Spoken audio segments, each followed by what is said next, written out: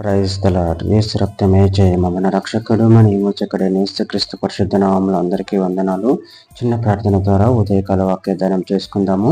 పరిశుద్ధుడ మహాగణుడైన దేవ యేసయ్య, సర్వాధికారి అయిన మీకే వేలాది వందనములు, కృతజ్ఞత స్తుతి స్తోత్రం చెల్లించుకుంటున్నాను దేవ ఉదయకాలం ప్రభు వాక్య భాగం ధ్యానిస్తుండగా వాక్య భాగం మాకు అర్థమాకు సహాయం చేసి మీ కృపలో బలపరిచి మీకు మాదిరిగా మమ్మల్ని నడిపించి మీ చిత్తం మా జీవితం జరిగించమని చిన్న ప్రార్థన యేసుక్రీస్తు పరిశుద్ధ నామములో అడిగి వేడుకుంటున్నాను తండ్రి. ఆమేన్ ఆమేన్. లూకాసు వార్త 16వ అధ్యాయం 13వ వచనం. ఏ సేవకుడును ఇద్దరు యజమానులను సేవింపలేడు. ఒకడు ఒకరిని ద్వేషించి ఒకరిని ప్రేమించను, లేక ఒకరిని అనుసరించి ఒకరిని తృణీకరించను. మీరు దేవునిని సిరిని సేవింపలేరని చెప్పిన. ఆమె దేవుడి వాక్య భాగం దీవించిన దాకా. ప్రభు నుండి ప్రియులారా, ఇక్కడ ఒక భాగంలో గమనించినట్లయితే ఏ సేవకుడు ఇద్దరు యజమానులను సేవింపలేడు. వాడు ఒకరిని ద్వేషించి ఒకరిని ప్రేమించను, లేక ఒకరిని అనుసరించి ఒకరిని తృణీకరించను. మీరు దేవునిని సిరిని సేవింపలేరని చెప్పిన.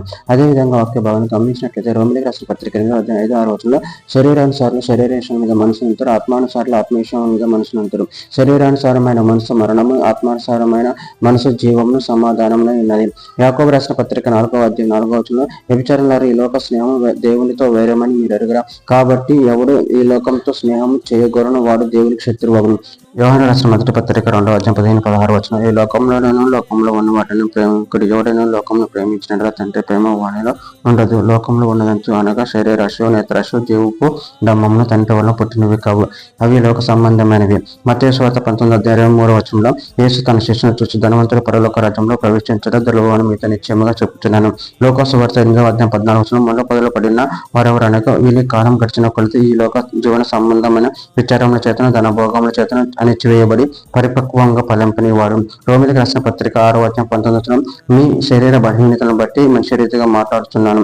ఏమనగా అక్రమం చేయుటకై మీ అపవిత్రతకును అక్రమమునకును మీ అవయవములను దాసులుగా ఎలాగో అప్పగించుతారో అలాగే పరిశుద్ధత కలుగట్టుగా ఇప్పుడు మీ అవయవములను నీతికి దాసులుగా అప్పగించుడి. రోమిలికి రాసిన పత్రిక 6వ అధ్యాయం 22-23 వచనం. అయితే ఇప్పుడు పాపం నుండి విమోచింపబడి దేవునికి దాసులైనందున పరిశుద్ధత కలుగట్టుగా మీకు ఫలము దాని అంతము నిత్య జీవం. ఎలా అనగా పాపం వల్ల నిత్య జీవితం మరణం, అయితే దేవుని కృపావరం మన ప్రభువైన యేసుక్రీస్తునందు నిత్య జీవము.